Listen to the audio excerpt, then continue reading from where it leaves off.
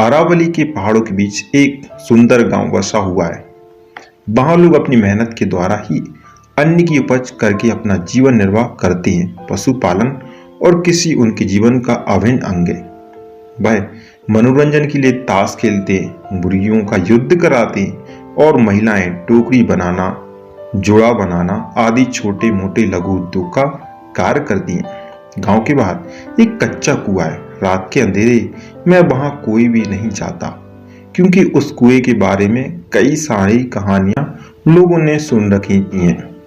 कुछ लोग कहते हैं उस गांव के कुएं के पास बहुत सारे भूत रात को पानी पीने आते हैं। कुछ लोग कहते हैं कि एक दिन राहगीर उस कुएं में गिरकर मर गया, उसकी आत्मा अब वहीं भटकती है और कोई जाता है तो वह आत्मा उसे मार डालती है। ना जाने कितनी ही कथाएं उस कुएं को लेकर बनाई गई हैं, किंतु कोई व्यक्ति शाम के बाद उस रास्ते नहीं जाता और ना ही उस कुएं के पास। एक दिन की बात है, गांव में लोग आपस में उस कुएं को लेकर बात कर रहे थे। उसमें एक लोहार भी शामिल था।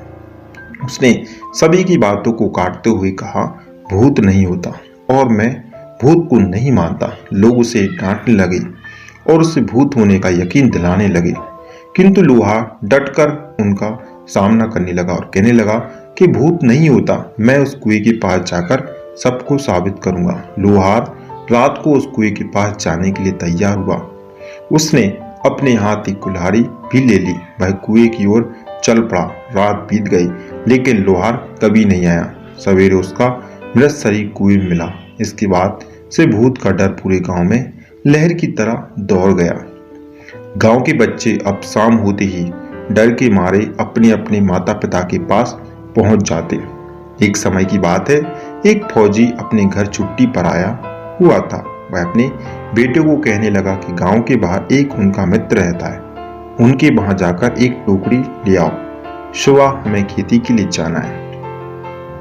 इस पर फौजी का बेटा अमृत डर से वहां जाने के लिए मना कर दिया। फौजी ने उसके डर का कारण जाना तो पाया कि गांव में भूतों का बहुत ज्यादा भय है, जिसके कारण पूरा गांव रात के अंधेरे में बाहर नहीं निकलता।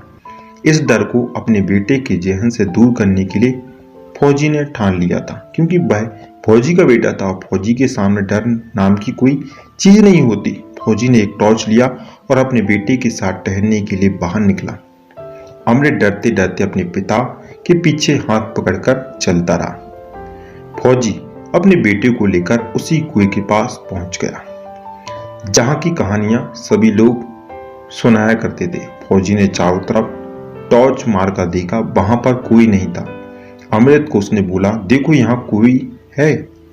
लोग यूं ही डरते हैं और बच्चे को भी डराते हैं, किंतु दूर से क्षण कुएं में से किसी के तेजी से चढ़ने उतरने की आवाज सुनाई दी। इस पर फौजी ने कुएं में टॉर्च मारकर देखा और अमृत को दिखाया, देखो कुछ नहीं, इसमें ढेर सारे पक्षियां हैं जो हमारे यहाँ मौजूद होने के कारण वह सतर्क हो रहे हैं। अब धीरे धीरे अमृत का भय टूटने लगा और उसने अपने पिता का हाथ छोड़ दिया। अमृत निडर होकर वहां घूमने लगा। उस दिन के बाद अमृत निडर हो गया था। वह रात को भी उस कुएं के पास चलाया जाया करता था। धीरे धीरे उसके गांव से उस भूत के भय का भी अंत हो गया। लोगों के सामने अब भूत की केवल कहानियां ही थी।